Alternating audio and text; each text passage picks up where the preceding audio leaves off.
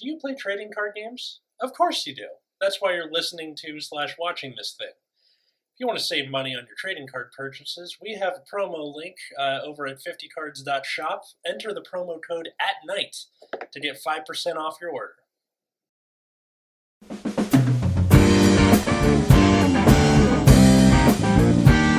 Hey everybody, welcome to Nexus at Night, your weekly Vanguard podcast brought to you by Sunburn. Please wear sunscreen when you do Mother's Day stuff with your girlfriend's family. I'm Atlas. I'm Matt. I'm Root Beer. And I am looking at myself on my side of the camera, and it's like, this is 2 days later, and it's still, like, healed. Yeah, I don't think people can tell very well. They can't, but in real life, it's like, you poke it, and there's the little... See well, that? Yeah. Just don't poke it. All right. So... we're talking about, as Root Beer put it off mic, D-Series bloat. And what do you mean by that? Smelling like a rose because nobody said I'm dead and bloated. Of the 5 set 1 grade 3 bosses, those being... So by set 1, just to clarify here, you mean like Orphis, Hexorb, etc., right? Yeah. Orphis, Exorb, Eugene... Barrow Magnus, and Zorga. Right. They have only given an alternate form or like another thing of support to 2 of them. In the Festival Collection set review we did last week, that being Zorga and then, they've also recently introduced several waves of bosses, multiple sets in a row, so... especially... Sorry, go ahead.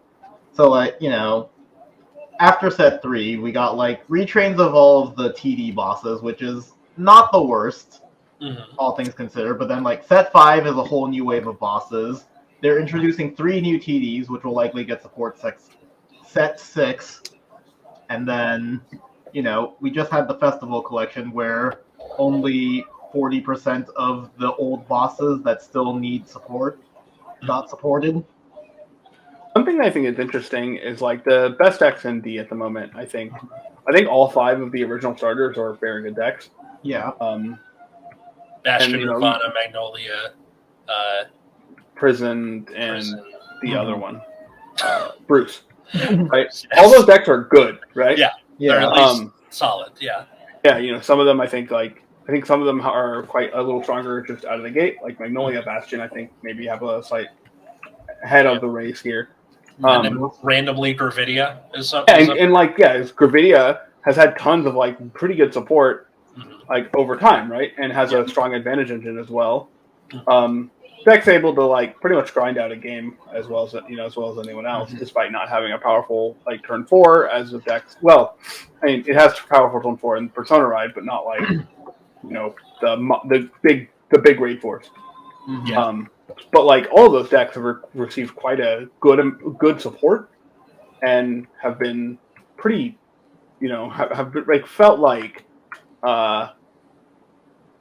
They've mattered in some sense. And I'd like to bring up a small point about why Gravidia in particular maybe is a little ahead of the race in an alternate boss that kind of jumped ahead, is that I think a big part of it is that it's not in Dragon Empire and Keter Sanctuary. Why? Interesting. So the reason I bring this up is because when Hexorb and Eugene would have gotten another set of support, those nations instead got Draconic Overlord and Phantom Blaster Dragon. Oh, yeah. I didn't even think of that.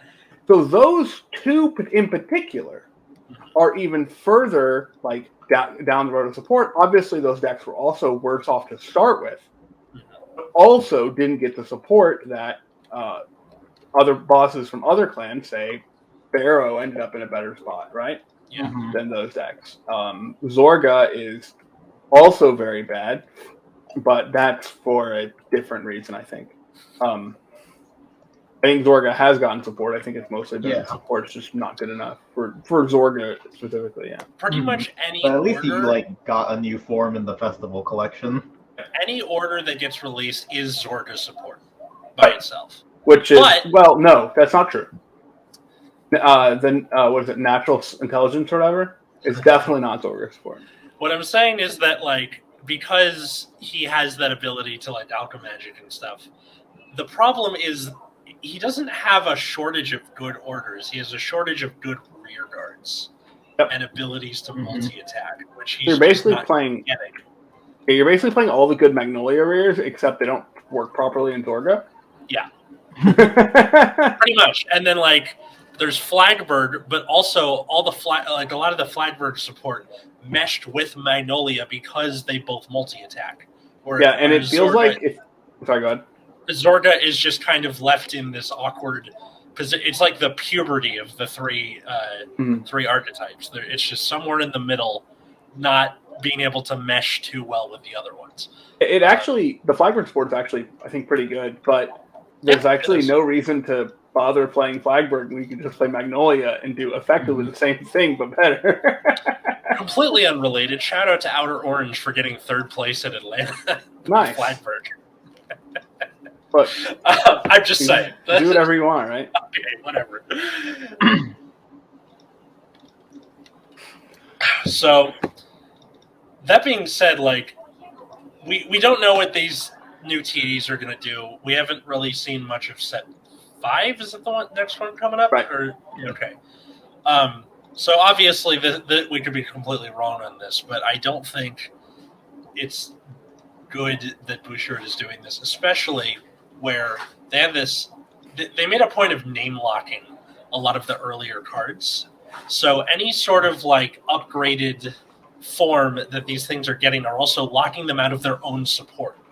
And this was kind of the case with things like, the one I often point to is Diamondaru and Magnolia, which you can't use with the grade 4 Magnolia. So you were forced to just drop this card that was so integral to making the original Magnolia work. But I think the cards that fill in those slots are still fine enough.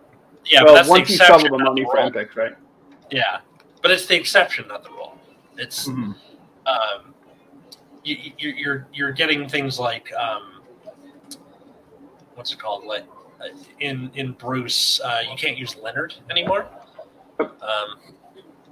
Which was remember when Leonard came out and we collectively shat our pants. That card was great. Yeah, it was great. We are past that time. Yes. Oh, no, I did actually look to issue a correction. They are still playing Eden as basically 2 or 3 of, just as a check, just because it is its retire effect is sometimes not irrelevant. And it gains a crit for no reason. Yeah. So I just wanted to refer back to that from the festival collection. Oh, from last week, yeah. So, I'm wondering, especially as they add more, add more bosses that likely do different stuff, it's going to get harder and harder to support these archetypes. True. Bosses. At some point, do they just take the L? Yeah. What? I feel like we're probably still too soon for some of these boss monsters to be irrelevant, especially because a couple of them are getting new forms. And so, that is my concern with the current waves of support, is that how are they going to, balance that? Because we just got all the new set 5 bosses, and so those decks, a lot of them are already pretty good on their own, but some of them need more refinement. And then we're going to get new TDs, which also need refinement. And then, we have these boss monsters that are already falling behind because, they're just not getting the support anymore. And so, and also sets are being released slower now because they're having to balance V, Premium, and Standard. So we're only getting one Standard set every 3 months now. I still maintain that's a good thing in general, but it is a good thing in general, but just they're trying to ramp up the current pace of support. They're releasing a new set for the format every month, but they aren't. So, I don't know how they balance that.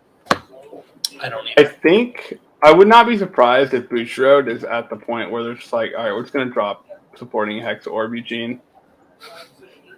If it happens, they'll never say it, right? Yeah, they won't say it, but they're going to do it.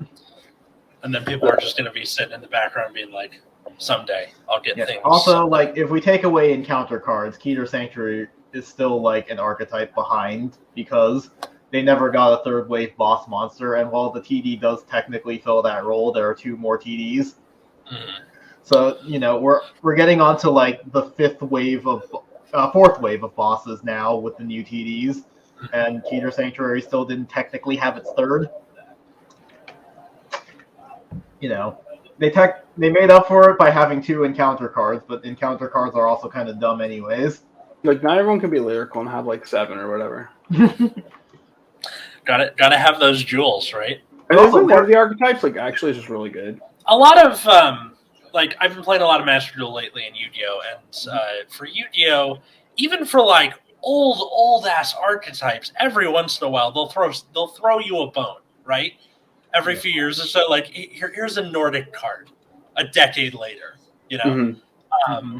And I feel like it's not too late to really do that, even if it's just for a Eugene or whatever. And the point originally was to be like, have that sort of Flagbird Magnolia synergy where when you support this thing, you support everything else, and that kind of isn't the case for a lot of these older bosses, because like Shadow Token doesn't work with Prison, which doesn't work with Gravidia, and Bastion doesn't really work with the Hexaorb stuff because you're not running a gajillion grade 3s and Hexaorb and all throw pretty much anything at the wall and you have that same thing. So I'm not really sure how to thread that needle of all right, I'm gonna support this thing, but it also helps Barrow Magnus because it has to do with X number of cards in Soul or whatever. They're not even trying to support Barrow Magnus, right? Like, every Dark States Soul card has been for Greedon recently, but Barrow's just benefiting from it. Yeah. I think because Barrow was so broad of a mechanic that pretty much anything slots into it pretty well. If it doesn't soul charge, good, awesome. Like, I'm in.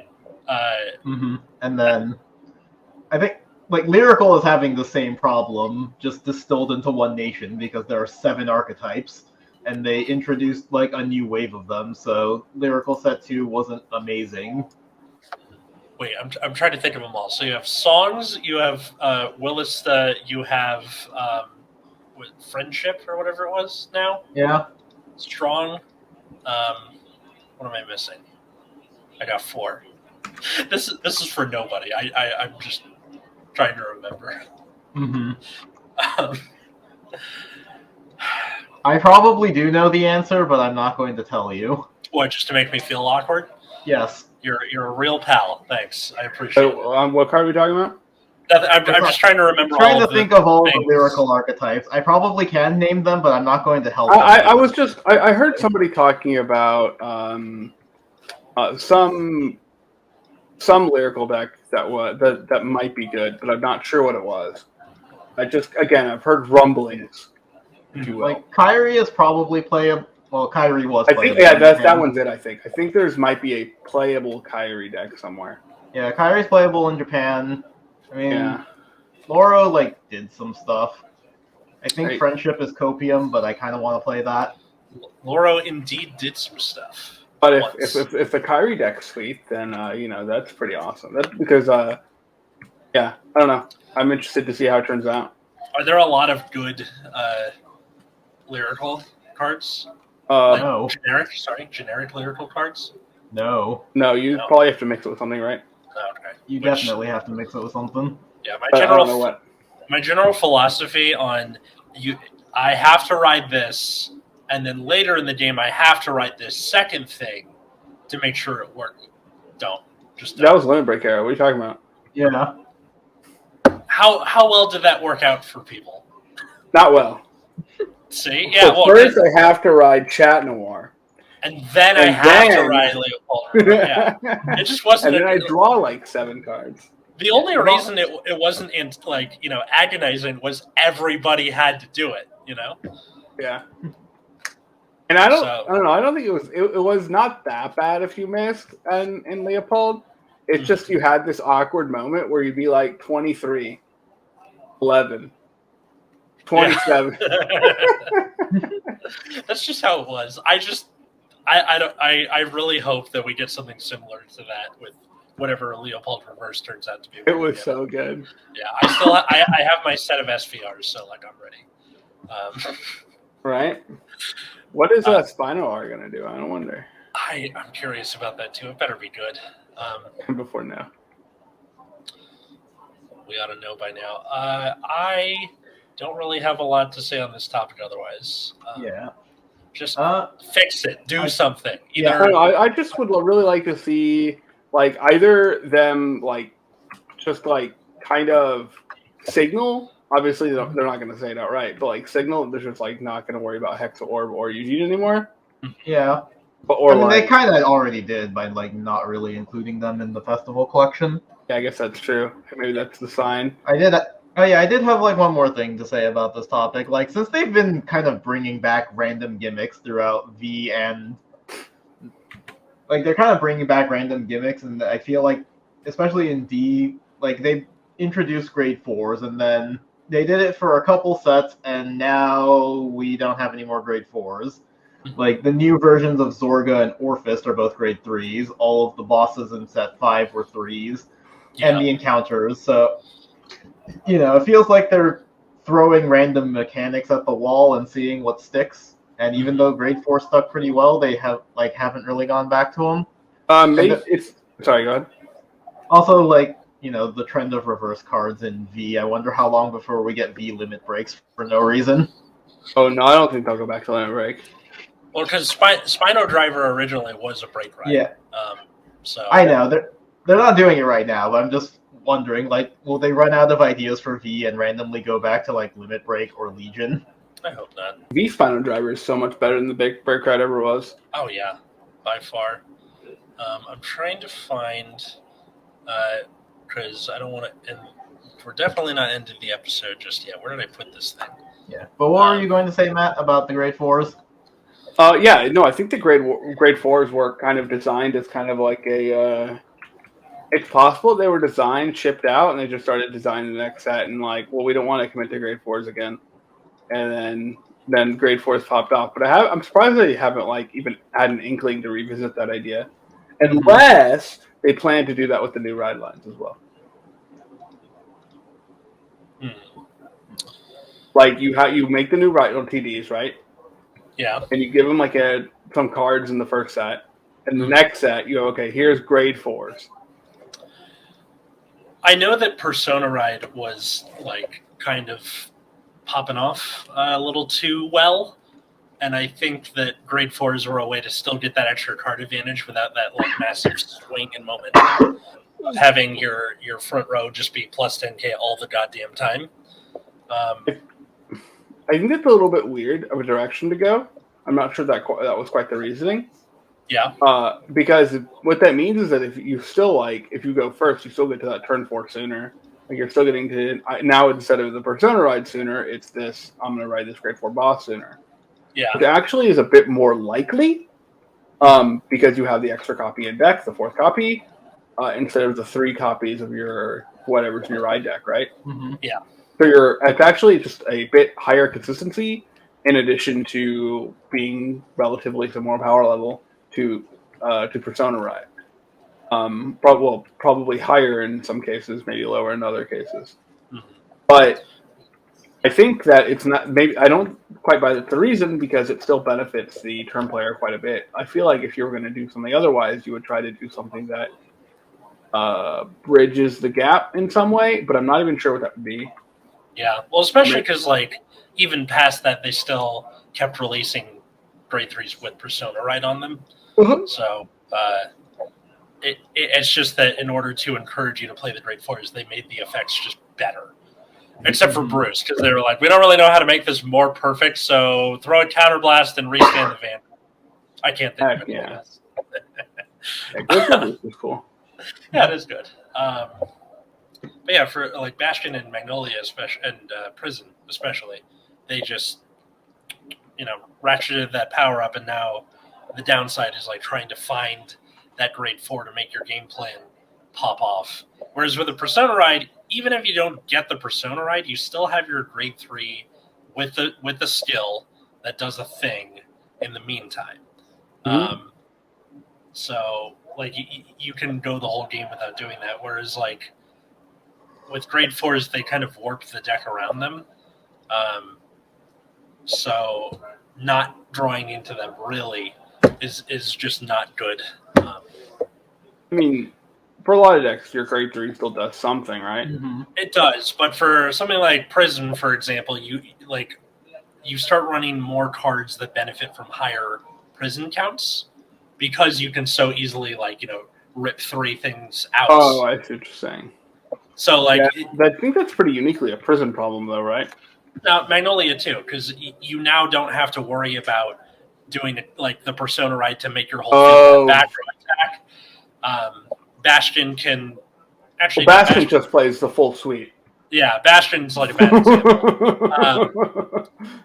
Bastion does not care. Nirvana, whatever I get, we're good. Yeah.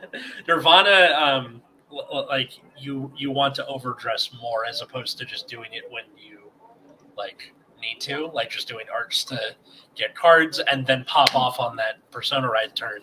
Now it's just always overdress anyways because that's all you play for high grade cards. Yeah, pretty much. I am so glad that Bastion has just ended up being the play as many Bastions as you want. That was the first thing I thought of when I read Bastion. It was like, it says any Bastion? Hell yeah. Get in there. It's so good.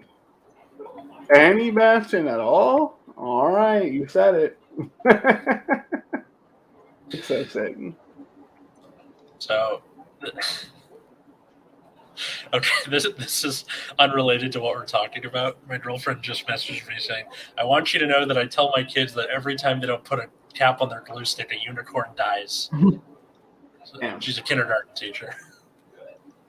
But, if she said all the unicorns die, or I guess no, because then it would only happen once, and then they wouldn't have to worry about it anymore. Yeah, I guess so. But I mean, like, if 15 kids do it, that's 15 unicorns dead. That's true. It's true. Did you ever when you were little? Did you have your dad or like a cousin or something have that lie that they kept going for a while? No, just things that you don't like doing something. They'll look at you and say something like, "Oh, you're gonna stuck that way" or something. Just none of the interesting ones. Make a face, it'll stick that way. All that kind of stuff. Yeah, they're one of those lies. A comedian friend of mine told me that when he was little, his dad convinced him that Star Trek: The Next Generation was real, and that it could be. You don't know. And they're just out there. The Enterprise is somewhere out there, and they're exploring worlds. Which I love that. That's great. I mean, I think the intro to The Next Generation, Season 1, would probably say that it's not the case. At least not in the world we currently live in. But, the kid's not watching it. Yeah, it was the 90s or whatever. And if you want more stupid questions and stories like this, patreon.com/Nexus at night. So, this morning, we got the reveal for the Amon Reverse card. Now, it looks so good. It looks good. The art looks good. It certainly looks impressive. So, Matt, you have a special love. Oh yeah, I love them. So, can I just read all the cards? Perfect. I have the grade 3 if you want to just. All right. So, Demon Marquia Amon Reverse. So, act once per turn. You can lock 2 rear guards until end of the turn. You've seen its power plus 2,000 for each card in your soul, and then if its power is 40,000 or greater, it gets crit plus 1. And counter plus 1, choose up to 2 cards from your with a mon their card name from your soul and call them to rear. And in turn, you put them into soul. So what I like about this card is that it's self-sufficient, and it's a really big, beefy guy for basically CB1 being completely self-sufficient. But it sucks. This card is pretty trash, but its art is sick. Yeah, really leaning into the whole tree thing. The colors are kind of gross, but also pretty nice. The ring looks great. Yeah, it's good. Yeah, I like the art. No notes. The original Dead Tree, it kind of looked like Indifferent. Oh, I love that art too. Yeah. Really? And art. It's great that it's just like standing there. Don't you know Matt loves art of things just standing there? That's right. What does Amon need to do? It doesn't need to do shit. Like, okay, okay, this is so Amon Reverse, Chad, does not have to do anything. Just stands there, knows that the followers will do his entire bidding. The other Amon, the normal Amon, just has to do everything himself, feels like isn't in control of the situation, you know, this is for V. The original Amon was just like. Oh no, I mean like the V Amon. Sorry, the normal Amon was like hadn't grown up yet, right? Hasn't figured his shit out. Yeah, it's a better card, but the art is less good. Yeah. So, but Amon Reverse, no nuts. Well, for the art anyway. For Amon Reverse, it's like you can't use it with Death Anchor, which makes it less good. Yeah. So. Yeah. But the grade 1 for Amon is pretty spicy. Which I also have here. So let me preface this with my favorite card from Amon in G era was a card called Barmaid Grace. And this was a card that you played. I played like 3 copies of this card. You could play 4 and I wouldn't even think you were weird. One is the starter, 2 in deck. It's a starter, and then you could play it in deck. I didn't even play it as a starter, I don't think. I just played 3 in my deck. Yeah. You counterblast 1, rest it. You choose a card with Amon in its name, soul charge 2, and it gets plus 1k for each card in your soul. This card is very similar to that card, except doesn't require a counterblast. Yeah. Which is super sick. So first of all, when it's placed on Van, you look at top 7 for a grade 3 with Amon in its name and add to your hand. So it's specifying grade 3, so you can't get any of the grade 2s or 1s, blah, blah, blah. And then it has an act on rear where you rest it, soul charge 1, choose Eaton with Amon in its name, it gets 1k for each card in your soul. So it's a free Barmaid Grace. And it's grade 1. Yeah. So you this don't card have to... is so much better. That is nice. And then I also have the grade 2 if you want to... Oh, yeah, there's a grade 2 as well. So the grade 2 is a little weirder. Amon's follower, Soul Sucker. So when it's wrote upon by Mon, you soul charge 3. Yeah, whatever. And when it attacks, you can counterblast 1, soul charge 1, and it gets power plus 5,000. At the end of battle, if you have Vanguard with a Mon in its name and 6 more cards in your soul, you can put it in the soul draw card. Meh. I am less concerned about this card. It does have a Mon in the name, which is relevant. Yeah. So would you run new Dead Tree in either V or Premium? I don't think I would. Well, if the SPs are cheap, I'll watch some SPs. They're so cool looking. Yeah. But too bad it's going to have that really bad text on it, you know what I'm saying? What, Amon Reverse? Or yeah. Yeah. It's okay. I like the old Amon Reverse, I like the new Amon Reverse. They look so good. Mm-hmm. Yeah, it's just a shame that the actual effect isn't so great. Yeah, I mean, I played the old Amon Reverse. It was pretty easy to get a crow on that guy. Yeah. Well, because you gotta commit 2, and yes, you get more per card in soul, but it's whatever. Past a certain literally point, 2 Amons. Yeah. I mean, it's nice that he does call it board. Yeah, you need 28k power, so you need 14 in soul to get the full. Oh no, you need 28. Yeah, so 14 cards in soul to get the full effect. Yeah. Well, to hit 28 or to be 40. Because you need to gain 28, right? Yeah. Because you're at 12, so you need to gain 28, so you need 14 cards in your soul. Yeah. I mean, obviously that second effect is meant to combo with the grade 2, which is going to go in at the end anyway. Right. So. You can get the crit and then pull them out, right? And you'll already have gained the power, so it doesn't matter. Mm-hmm. You can also use the second to pay the cost for the first. Not that you want to, but if you have to, you can. So I don't know, not the worst thing in the world, but I don't think it's going to be changing hearts and minds. But whatever, can't win them all. I mean, we're not stacking 2 Barmaid Grace on a Gilderoy, right? Yeah. Oh man, that takes me back. Good times. Yeah, except I wasn't doing Barmaid Grace. I was just Blade Wing, triple. Well, okay, Barmaid Grace is super cool. It is. High recommend. Yeah. So, I don't really have much else to say. How about you guys? No, I'm kind of out of steam. I kind of said everything I wanted to say. Other I than was that, just complaining that Hexaorb isn't being supported and probably going to die. yeah. I mean, yeah. I don't know what to say about Hexaorb. It didn't really have any time to like even develop really because like it was clearly weaker than say Bastion, and like I mean set 1 Bastion was something. At least Eugene was this weird kind of road deck, like very early. I mean, I think the saving grace for Eugene is that it has playability elsewhere, right? Yeah. Or like at least like extensive playability, or at least like people are even trying it. Hexaorb is kind of just dead, like on arrival. Like there's pretty much no place that Hexaorb can even like pretend to exist in. Yeah. Nope. Even Flagberg has a better chance. Even a random grade 3 that replays an order from drop is better than Hexaorb. Yeah, pretty much. And you can't even do things with it in premium, like you can with Eugene. And I tried to make premium Hexaorb. It is so bad. She has no advantage. I mean, you could just play Susano, right? Yeah, just play literally anything else. And you get a protect gift to boot. Yep. Like, you're just so far behind. I think if you're gonna cram overdress bosses into premium decks, the best decks to do it in are protect, just because the gift doesn't matter all that much. That's probably true. I think that's generally true. Yeah. Like with Order Colony, losing the protect gift from your insert Mega Colony boss here, like, oh no, like no one gives a shit. You're already drawing 3, as opposed to doing that in Excel decks where you're getting the draw and a new circle, more multi attack. Like it's harder to justify that. I'm an Excel 1 person now. I do it in Big Belly, and all the people in the Great Nature Discord think I'm insane. I Excel 1 a lot in Tachi. Yeah.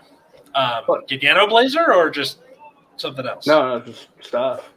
Yeah, it's just Spino grade 1 circle. I did it with I'm starting to do Harry again, just because Nightmare Dolls are already figured out. I don't need to do anything, right? Mm-hmm.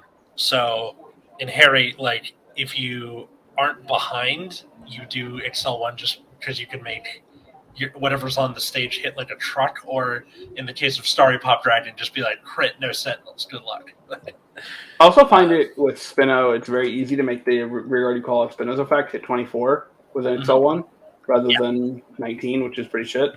Yeah. Just being able to hit that's a trigger. Over a critter on force. Yeah. So I've been kind of on the Excel 1 during premium. I feel like you just deck out if you go Excel 2 half the time in Tachi, so I don't even bother. I usually do Excel 2 just for the card advantage, because you lose 2, you draw 2, so that's a wash at least, and then if you get like calls off of it, then it turns into a plus as opposed to having to like fight for it, you know? Yeah, I don't know. I just wonder if there's maybe just a better way to fight there, and then just see if you can get Neburos first. Neburos and all that good stuff. Neburos is a card. Yeah. Please. Okay, I have a plea. Yeah. Errata Neburos at one point. I do not want to have to explain it anymore. The thing about the gauges in the unit. The good thing is everyone's so bad at reading to begin with, no one ever questions me. Oh, really? They just go, like rearguard or gauges in the drop zone. They go, okay, because they're not. They just scan the thing. That's fair. Literally, it says rearguard gauges. Who knows? Literally twice, I've had to pull the thing up and be like, here. Judge, my opponent can't read the errata page. Yeah. All right. Well, thanks for listening to Nexus at Night. You can find us on Twitter, Instagram at Nexus at Night. We got merch. We got playmats for sale. All that's in the description or the show notes.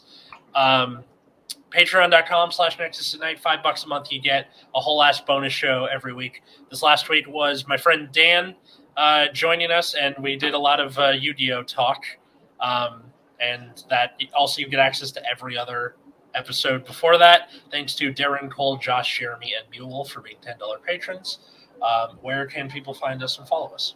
You can find me on Twitter at Wiggums, 2 G's, 2 Z's. You can find me at Plasma Eclipse. And then you can find me at Atlas Novak on Twitter, Instagram, or you can follow my other show at Generation Dan on Twitter. That's a Gen X, a Gen Y, and a Gen Z, talking about whatever old guy shit we think of. So thanks everybody for listening. Until next time, I was Atlas. I'm still Matt. I'm Root Beer.